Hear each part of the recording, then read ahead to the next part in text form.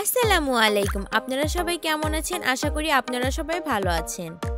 আজকে আমি দেখাবো কিভাবে ড্রাগন ফলের বীজ থেকে চারা রোপণ করতে হয়। প্রথমে একটি বাটির মধ্যে আমরা ড্রাগনের বীজগুলো ছাড়িয়ে নিব।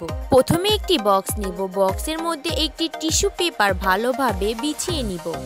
তারপরে আমরা টিস্যু পেপারের উপরে একটু পানি ছিটিয়ে দিব। চলো শুরু করা যাক।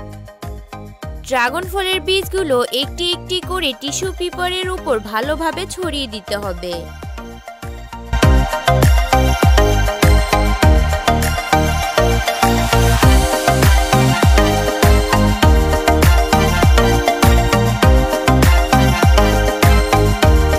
ড্রাগন ফলের বীজগুলো ভালোভাবে বসিয়ে দেওয়ার পর একটি টিস্যু পেপার উপর দিয়ে দিতে হবে। বক্সের মুখটি লাগিয়ে ভালোভাবে ফ্রিজে কয়েকদিন রাখতে হবে। দেখা হবে নেক্সট ভিডিওতে। আল্লাহ হাফেজ।